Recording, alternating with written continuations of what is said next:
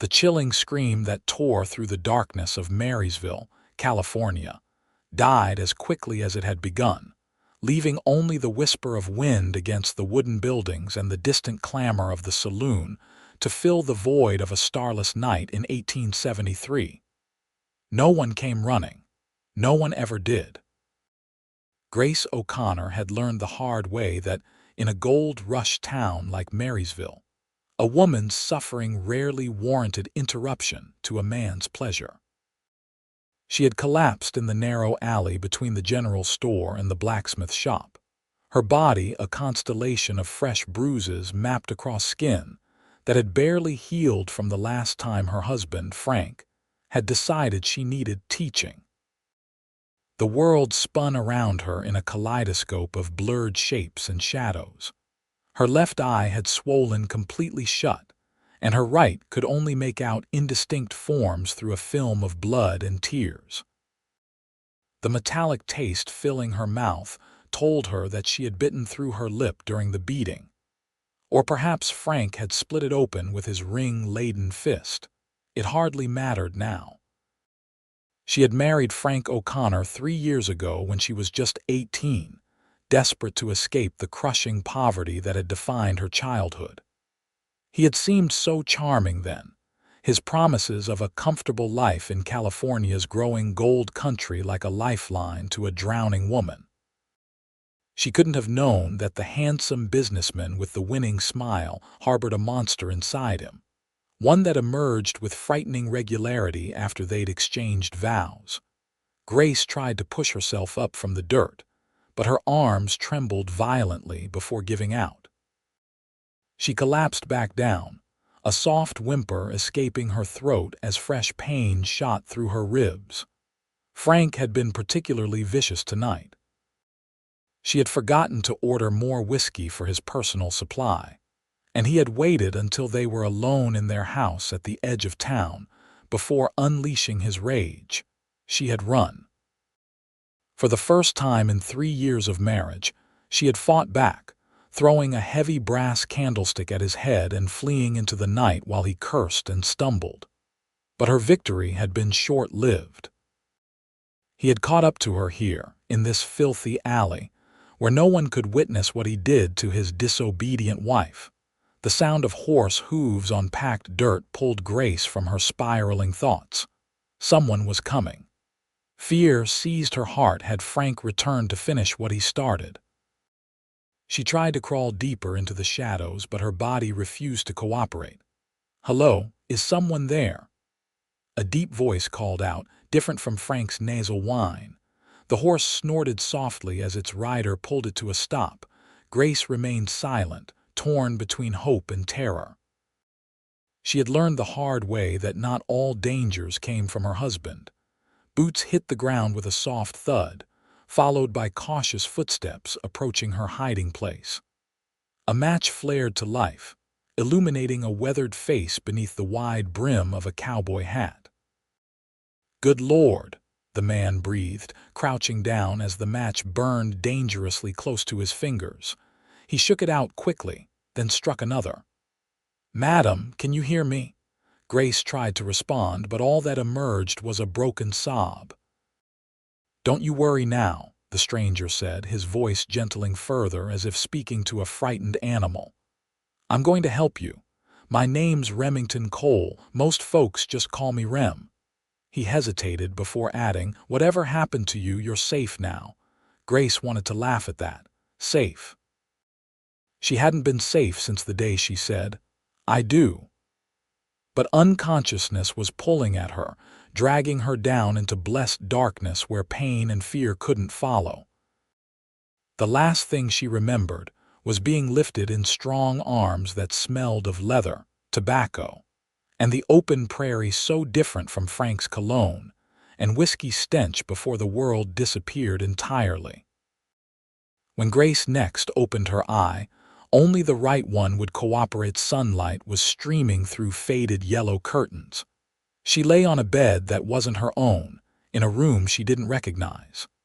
Panic surged through her until sharp pain reminded her of her condition. She gasped, drawing the attention of someone sitting nearby. "You're awake," a woman said, rising from her chair to approach the bed. She was older, perhaps in her 50s, with silver-streaked dark hair pulled back into a severe bun. Despite her stern appearance, her eyes were kind. "I'm Esther Jenkins, the doctor's wife. You're in our home behind my husband's practice." "How?" Grace's voice emerged as a painful croak. "Mr. Cole brought you in last night," Esther explained, helping Grace sip water from a tin cup. "My husband treated your injuries. You've been unconscious for nearly 12 hours. Grace's hand trembled as she touched her face, feeling bandages and swelling. "Don't worry about your eye," Esther said quickly. "Dr. Jenkins believes the sight will return once the swelling goes down. You have 3 cracked ribs, numerous contusions, and a rather nasty cut on your scalp that required stitches, but nothing that won't heal with time and rest."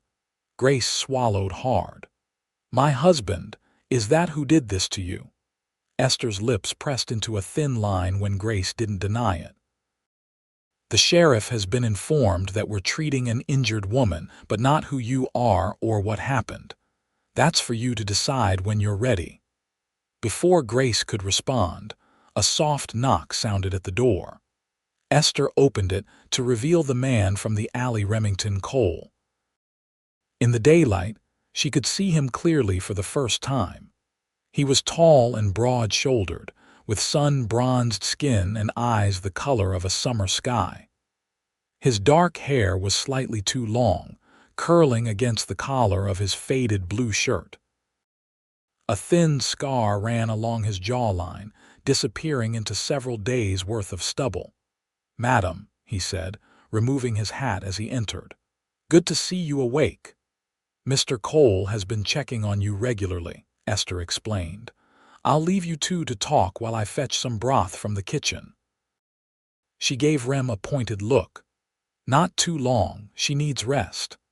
When Esther had gone, Rem approached the bed cautiously, as if afraid Grace might bolt like a startled deer. He needn't have worried, she couldn't have run if the building was on fire. "I never got your name, madam," he said, standing awkwardly at the foot of the bed. "Grace," she whispered. "Grace O'Connor." Recognition flickered in his eyes. "You're Frank O'Connor's wife." She flinched at the name, then regretted it as pain lanced through her ribs. "Yes." Rem's expression darkened. "Did he do this to you?" Grace looked away, unable to hold his intense gaze. Her silence was answer enough. "I'll kill him," Rem said quietly, not as a threat but as a simple statement of fact. "No," Grace said, surprising herself with the vehemence in her voice. "No more violence, please." Rem studied her for a long moment before nodding slowly. "As you wish, but you can't go back to him." "I have nowhere else to go," Grace admitted, the harsh reality of her situation settling over her like a shroud. "No family, no money of my own." "You can stay at my ranch," Rem said without hesitation. "I have a small cabin near the main house where my foreman used to live before he built his own place. It's nothing fancy, but it's clean and safe." Grace stared at him in confusion. "Why would you help me? You don't even know me." A shadow passed over Rem's face. "Let's just say I've seen what men like your husband can do. I couldn't live with myself if I walked away." He took a step closer. "I know you have no reason to trust me, Mrs. O'Connor, but I promise you'll be safe at my place. Frank won't find you there." Grace wanted to believe him. The sincerity in his blue eyes made her want to trust in a way she hadn't trusted anyone in years. But experience had taught her that kindness often came with a price. "What would you expect in return?" she asked bluntly. Rem looked genuinely startled by the question. "Nothing, madam, nothing at all." He twisted his hat in his hands. "The cabin's just sitting empty. You'd be doing me a favor, keeping it from going to waste." Before Grace could respond, the door opened and Esther returned with a steaming bowl. "Time for you to eat something," she announced, giving Rem a pointed look. "I'll come back tomorrow," he promised, settling his hat back on his head. Think about my offer, please." After he left, Esther helped Grace sit up enough to sip the broth. "That's a good man," she said simply. "One of the few. You know him well?" Grace asked between careful spoonfuls. "Everyone knows Remington Cole," Esther replied.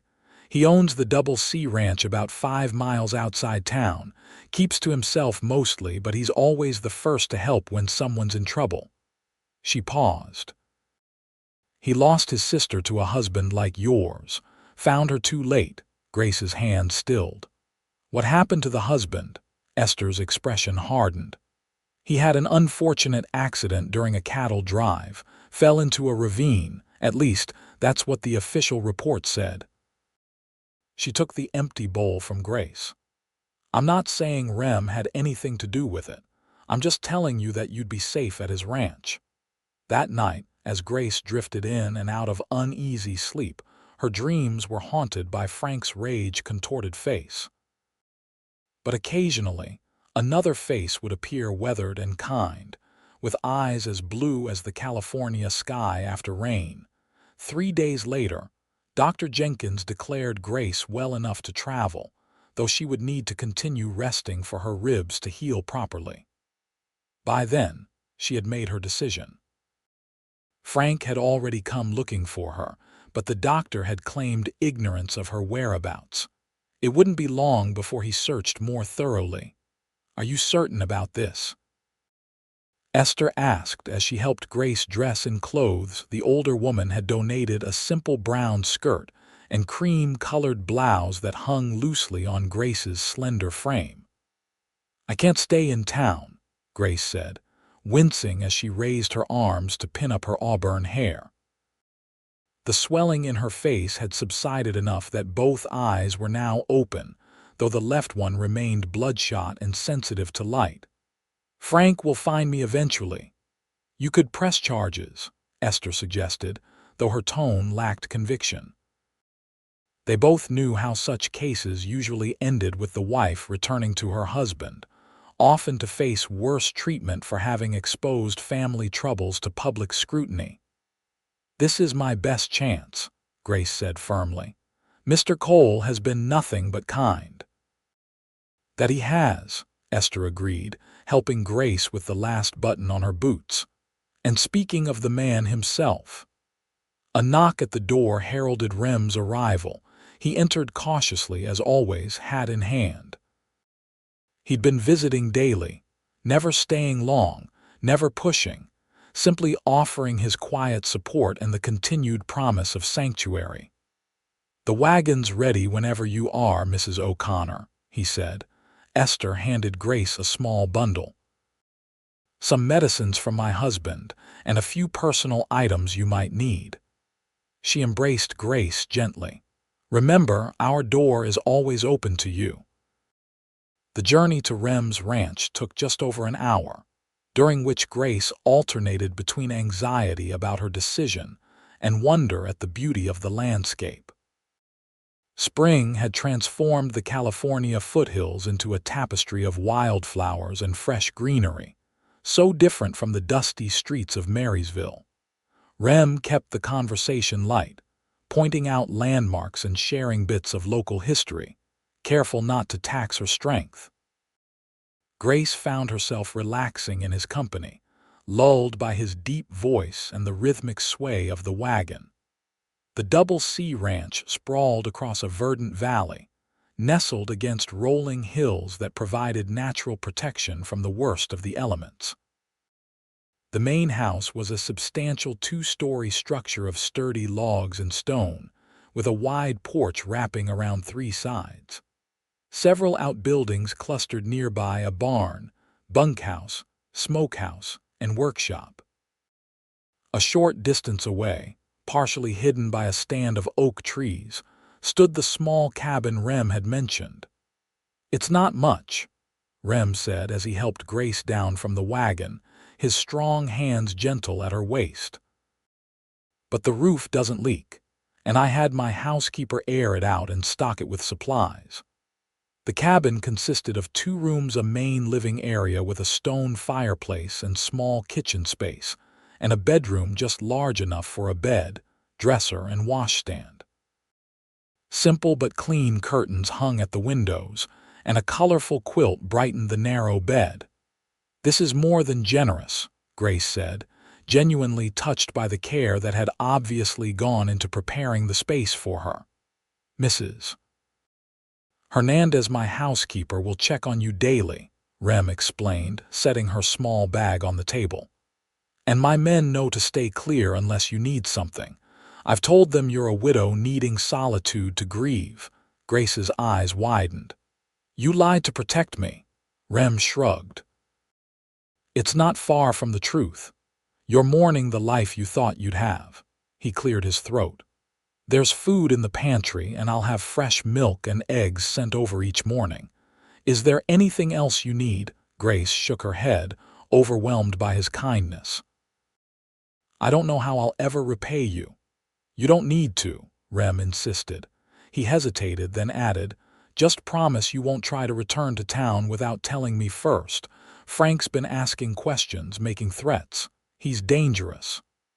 "I know exactly how dangerous he is," Grace said quietly. Rem's expression softened. "Of course you do. I'm sorry." He moved toward the door. "I'll let you rest now. If you need anything, just hang this outside." He handed her a red kerchief. "Someone will come right away."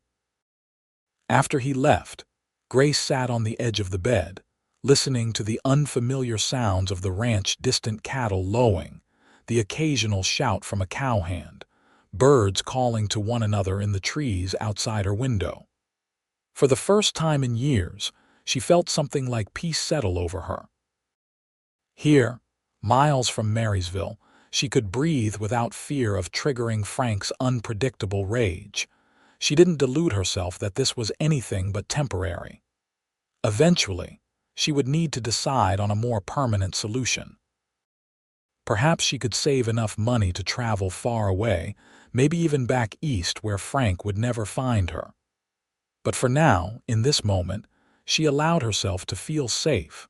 Over the following weeks, Grace's body slowly healed. The bruises faded from angry purple to sickly yellow before disappearing altogether. Her ribs still ached when she moved too quickly, but she could now take deeper breaths without pain shooting through her chest. The cut on her scalp had scabbed over, hidden by her growing hair, and her vision had fully returned to normal. True to his word, Rem kept his distance, visiting only occasionally to check if she needed anything. Mrs. Hernandez, a motherly Mexican woman with a no-nonsense attitude and gentle hands, came daily with fresh supplies and stayed to teach Grace traditional recipes or simply to provide company. As Grace grew stronger, she began to venture outside the cabin, first just to sit on the small porch, then to walk among the oak trees that provided natural shade. She learned the rhythms of ranch life, the pre-dawn activity as the men prepared for their day's work, the midday lull when even the animals sought shelter from the California sun, the evening return of the cowhands, dusty and hungry. She started a small garden beside the cabin, working the soil with tools Rem provided without her having to ask. The simple act of planting seeds and nurturing them filled her with quiet satisfaction. For so long, her world had been confined to Frank's house and his demands. Here, she could make her own decisions, however small they might seem. One warm afternoon in early June, as Grace was watering her fledgling vegetables, she spotted Rem returning with several of his men from what appeared to be a long ride. They were driving a small herd of cattle, their shouts and whistles carrying across the valley. Without conscious thought, she raised her hand in greeting. Rem broke away from the group, guiding his chestnut stallion toward her cabin. He dismounted with the easy grace of a man who had spent most of his life on horseback. "Those look like they're coming along nicely," he said, nodding toward her garden. "They seem to like it here," Grace replied, suddenly self-conscious in her work apron with dirt smudging her hands. The soil is good. This land has always been generous to those who treat it with respect, Rem said, removing his hat to wipe sweat from his brow. In the 2 months since he'd found her in that alley, Grace had come to appreciate the quiet strength in his weathered face and the kindness that seemed to radiate from him without effort. "Would you like some water?" she offered, gesturing toward the cabin. "I made lemonade this morning." Something like surprise flickered in Rem's eyes before he nodded. "That would be mighty welcome, thank you." Inside the cabin, Grace poured 2 glasses of lemonade while Rem stood awkwardly by the door, as if uncertain whether he should fully enter her space. It struck her then that this was the first time she had invited him in since he'd shown her the cabin upon her arrival. "Please, sit," she said, indicating one of the 2 chairs at the small table. They sat in companionable silence for a moment, sipping the tart sweet drink. Grace studied him over the rim of her glass. The sun had darkened his skin further since spring, and new lines crinkled at the corners of his eyes when he smiled, which he did now more frequently than when they'd first met. "I received word from town yesterday," Rem said finally, setting down his glass. "Frank's still looking for you." Grace's hands tightened around her glass. "Has he threatened you?" "Nothing I can't handle," Rem assured her, "but I thought you should know. Sheriff Mason is keeping an eye on him, but there's only so much he can do without actual evidence of a crime." "And my word isn't evidence," Grace said bitterly. Rem's expression darkened. "It should be. What he did to you." He trailed off, his jaw clenching visibly before he continued more calmly.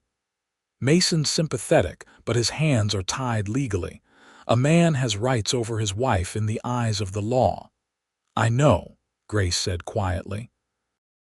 She had always known this, had resigned herself to it during the years of her marriage. It was partly why she had never sought help before. "I can't hide here forever, Rem." It was the first time she had used his first name, and the significance wasn't lost on either of them. His eyes met hers, holding a warmth that made her breath catch. "Why not?" he asked simply. "Because it's your home, not mine," she replied. "I'm grateful for your kindness, but I can't impose indefinitely." "It's not an imposition," Rem insisted, "having you here." He hesitated, then continued with careful honesty. "It's been good, Grace. The ranch feels more alive somehow." Grace felt heat rise to her cheeks. She had noticed how the cowhands seemed to stand straighter when she walked by, how they'd begun taking more care with their language and appearance. Mrs. Hernandez had confided that the entire mood of the ranch had lightened since Grace's arrival. "I don't want to be a charity case," she said finally. "I need to find my own way, earn my keep." Rem nodded slowly, respecting her pride. "What if you worked here officially, Mrs. Hernandez could use help with the house, especially with Roundup coming. And you've already shown a talent for gardening. We could expand that into proper vegetable production for the ranch." The offer was tempting. Grace had grown to love the peaceful rhythm of ranch life, so different from the tense, uncertain existence she'd known with Frank. And if she was honest with herself, she had grown to care for Rem, his quiet strength, his unfailing respect for her boundaries, his gentle humor that emerged more frequently as she healed. "I'd pay you a fair wage," Rem continued. "You could save for whatever future you decide on." "What about Frank?" Grace asked, voicing her deepest fear. "If he discovers I'm here." "We'll cross that bridge if we come to it," Rem said firmly. "But know this, Grace, I won't let him hurt you again. Not ever." The conviction in his voice stirred something inside her that she had thought long dead: hope, yes, but also a fluttering warmth that had nothing to do with fear. "All right," she agreed finally. "I accept your offer, Mr. Cole." A slow smile spread across his face. I think we're well past Mr. Cole, don't you? Grace returned his smile, feeling lighter than she had in years. I suppose we are. Rem. The arrangement proved beneficial for everyone. Grace worked alongside Mrs. Hernandez in the main house, learning to cook for a large crew and manage the domestic affairs of a working ranch. Her garden expanded into a proper kitchen plot, providing fresh vegetables that improved the quality of meals dramatically. The men showed their appreciation with increased politeness and small gestures of respect, a freshly picked wildflower left on the porch, a particularly fine trout from the stream for her dinner, a rocking chair that appeared one day, built by the ranch carpenter during his free time. Through it all, her relationship with Rem evolved cautiously. They often shared the evening meal, talking about the day's events or sometimes just enjoying comfortable silence. He never pushed for more than she was ready to give, never made her feel that his kindness came with expectations. Gradually, Grace found herself lowering the protective walls she had built around her heart. Summer stretched into early autumn, bringing with it the bustle of harvest preparation. One crisp September evening, as the first hints of gold touched the oak leaves, Rem invited Grace to ride with him to a special spot on the ranch property. "It's my favorite view," he explained as he helped her mount a gentle mare he had selected especially for her. "And the sunset should be spectacular tonight." They rode side by side through meadows still green from a late summer rain, climbing steadily toward a ridge that overlooked the entire valley. Grace had grown more confident on horseback over the months, and she found herself enjoying the rhythm of the mare's easy gait and the company of the quiet man beside her. The spot Rem had chosen was indeed breathtaking, a natural clearing atop a rise that offered an unobstructed view of the ranch below and the distant mountains beyond. The setting sun painted the landscape in hues of orange and purple, casting long shadows across the valley floor. "It's beautiful," Grace breathed as Rem spread a blanket on the grass. He produced a small bundle from his saddlebag: bread, cheese, and a bottle of wine. "I thought you might like a proper picnic," he said almost shyly. "Mrs. Hernandez helped me prepare it." They ate as the light faded from the sky, talking easily about everything and nothing. Books they had both read, childhood memories, dreams for the ranch's future. When the first stars appeared, Rem pointed out constellations, his deep voice a comfortable rumble in the gathering darkness. "My father taught me to navigate by the stars," he explained. "Said a man could never be truly lost if he could read the night sky." "Were you close to him?" Grace asked, drawing her shawl closer against the evening chill. "Very," Rem replied, his profile strong against the starlit horizon. "He built this ranch from nothing, taught me everything I know about cattle and horses, but more importantly, he taught me about honor, about treating people right." He turned to look at her directly. "He would have liked you, Grace." The simple statement touched her deeply. "What about your mother?" A shadow crossed Rem's face. "She died when I was young, influenza. My father raised me and my sister alone." He paused. "Caroline, my sister, she married young. Too young, probably, and to the wrong man." Grace didn't need to ask what had happened. Esther had already told her the tragic story. "I should have protected her better," Rem said softly. "Should have seen the signs." Grace reached out impulsively, placing her hand over his. "You couldn't have known." "I should have," he insisted. "Just like I should have noticed something was wrong when I saw Frank O'Connor in town with his perfect, quiet wife who always wore high collars and never looked anyone in the eye." Grace swallowed hard. "Frank was as careful. He never leaves marks where people can see." Until that last night when he lost control completely. Rem turned his hand to clasp hers. "I thank God every day that I found you when I did."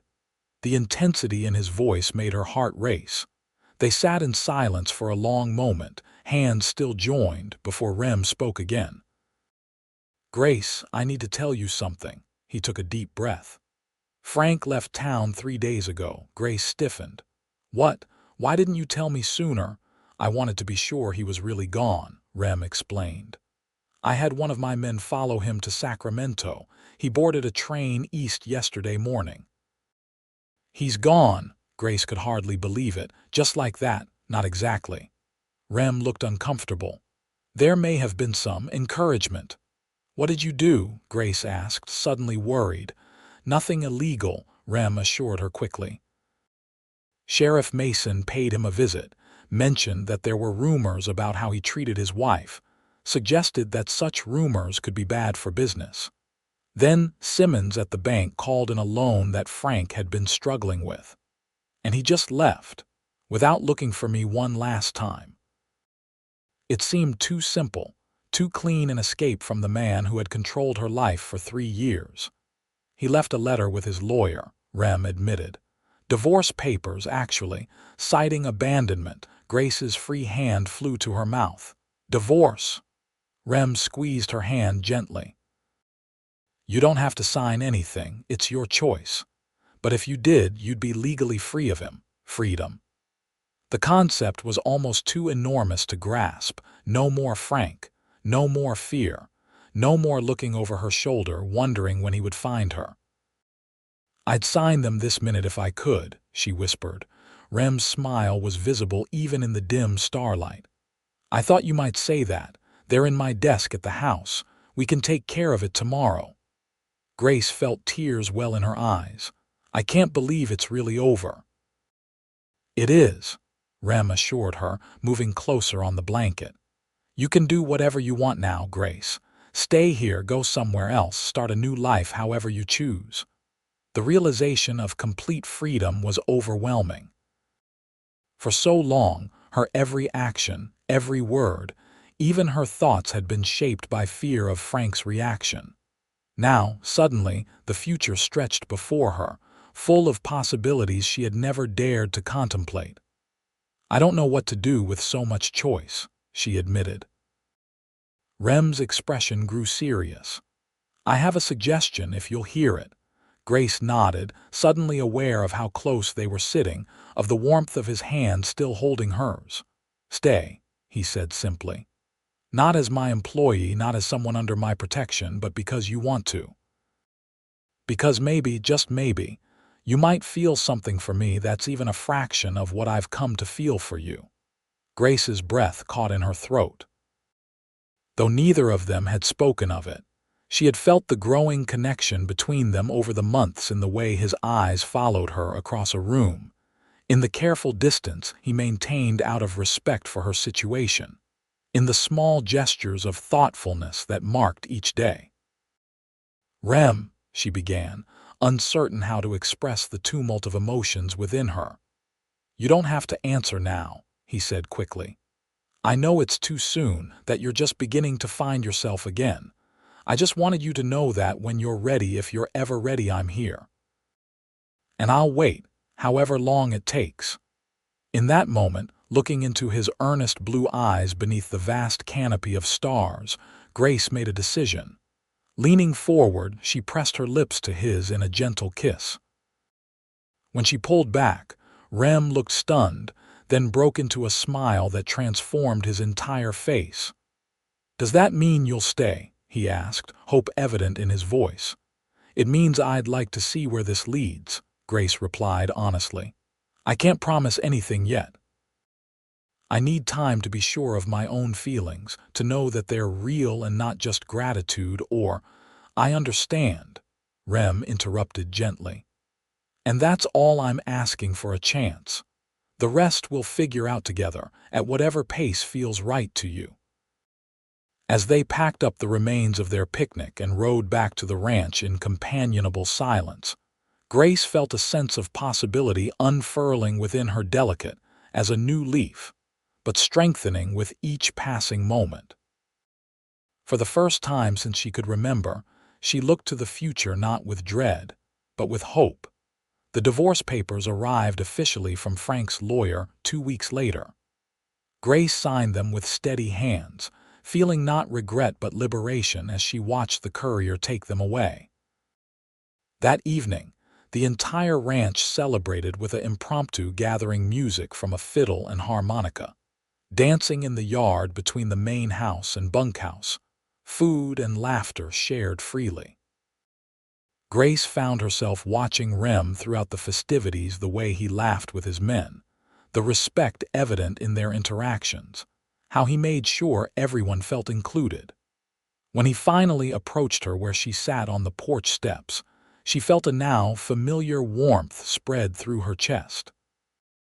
"May I have this dance, Miss Grace?" he asked formally, extending his hand. She took it without hesitation, allowing him to lead her into the circle of dancers as the fiddler struck up a waltz. Rem's hand at her waist was respectful, his lead gentle but sure as they moved in perfect harmony beneath the stars. "Happy?" he asked softly, his eyes never leaving hers. "Yes," she replied, and meant it with her whole heart. Their courtship progressed with deliberate patience through the autumn months. Rem never pressed for more than Grace was ready to give, content with shared meals, long rides across the ranch property, and increasingly tender goodnight kisses on the porch of her cabin. For her part, Grace found herself healing not just physically but emotionally, rediscovering aspects of herself that had been suppressed during her years with Frank. She began helping with the ranch's accounts, revealing a talent for figures that surprised everyone but Rem. "I always knew you were smart," he said simply when she balanced books that had confounded his foreman for weeks. As winter approached, bringing cooler temperatures and occasional rain to the California foothills, Grace found herself spending more time in the main house. What had begun as practical, the cabin grew chilly, despite its sturdy fireplace, evolved naturally into a new arrangement. Her personal belongings migrated gradually from the cabin to the ranch house, where Rem had cleared space in his library for her growing collection of books and provided a desk where she could work on the accounts. They never discussed this shift explicitly. It simply happened, as natural as the changing seasons. By December, Grace was effectively running the household, taking over from Mrs. Hernandez, who was grateful to focus exclusively on cooking for the ranch hands. Christmas approached, bringing with it preparations that Grace threw herself into with unexpected enthusiasm. The main house was decorated with pine boughs and red ribbons, the scent of gingerbread and cinnamon filling the air.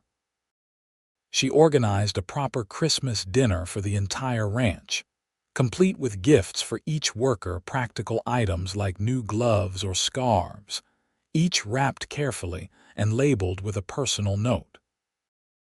On Christmas Eve, after the celebrations with the ranch hands had concluded and the last man had staggered happily back to the bunkhouse, Grace and Rem sat alone before the fire in the main house's sitting room. Outside, a light snow was falling, unusual for their part of California, but creating a perfect Christmas scene. "I have something for you," Rem said, reaching into his pocket. "I was going to wait until morning, but I'm not sure I can." He handed her a small package wrapped in silver paper. Grace opened it carefully to reveal a velvet box. Inside lay a delicate gold locket on a fine chain. When she opened it, she found a tiny pressed wildflower, the same variety as the first one Rem had ever picked for her. "It's beautiful," she whispered, deeply touched by the thoughtfulness of the gift. "There's more," Rem said, suddenly looking nervous. He reached into his other pocket and withdrew another, even smaller box. "This one comes with a question." Grace's heart began to race as he slid from the sofa to one knee before her. The firelight caught the angles of his face, illuminating the hope and love in his eyes. "Grace O'Connor, you came into my life half dead in an alley and somehow brought me more life than I've ever known." His voice was steady despite the emotion evident in his expression. "I promised myself I wouldn't rush you, that I'd give you all the time you needed to heal and find yourself again. I hope I've kept that promise." "You have," Grace assured him, tears welling in her eyes.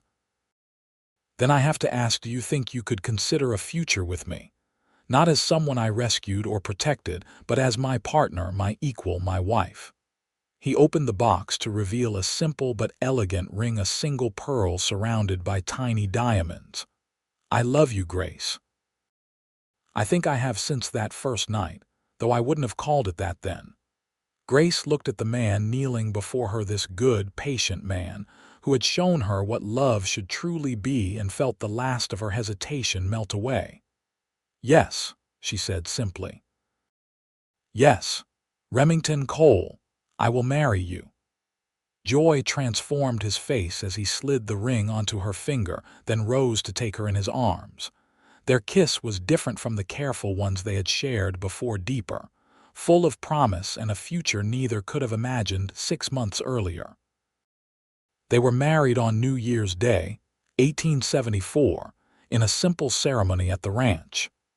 Esther and Dr. Jenkins came from Marysville, along with Sheriff Mason and a few other trusted friends. The ranch hands stood awkwardly in their best clothes, genuine affection for both bride and groom evident in their rough congratulations and hearty well wishes. That night, as snow fell again outside their bedroom window, Grace overcame the last of her fears in Rem's gentle embrace. Where she had once known only pain and humiliation in a man's touch, she discovered joy and connection so profound it brought tears to her eyes. "Are you all right?" Rem asked, concerned when he saw her tears. "More than all right," she assured him, drawing him back to her. "I'm finally where I belong." Spring came early that year, bringing with it renewal in more ways than one. Grace's garden expanded into a proper farm operation, supplying not just the ranch but also selling produce to businesses in Marysville. Under her financial management, the Double C Ranch prospered as never before, allowing Rem to purchase additional grazing land and improve the breeding stock. In May, when the wildflowers once again carpeted the meadows where they had shared their first kiss, Grace revealed news of her own. She was expecting their first child, due in late autumn. Rem's reaction was everything she could have hoped for, joy mixed with tender concern for her well-being, followed by practical plans to ensure she wouldn't overtax herself in the coming months. The entire ranch celebrated the news, the men awkwardly offering congratulations and volunteering to take on any tasks that might be too strenuous for the missus.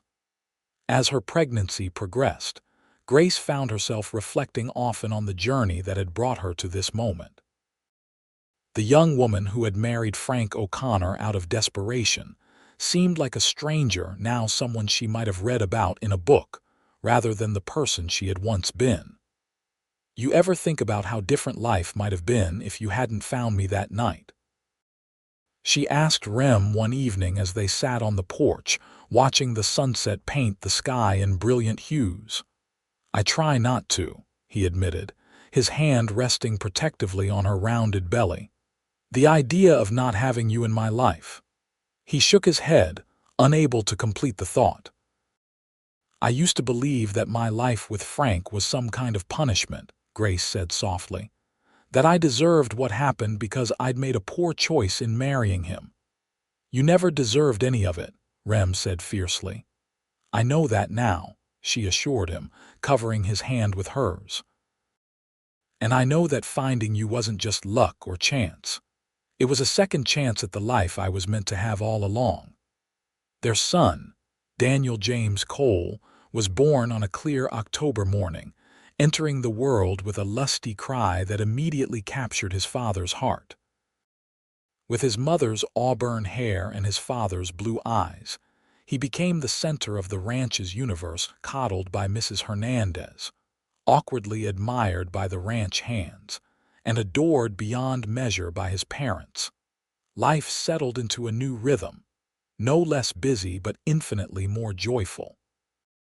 Grace continued to manage the ranch's finances and expanded garden operations, now with Daniel often nestled against her in a sling Mrs. Hernandez had fashioned. Rem divided his time between ranch work and family, never failing to express wonder at the simple domestic scenes. He returned to each evening, his wife and son waiting to welcome him home. The shadows of the past faded further with each passing day, though they never disappeared entirely.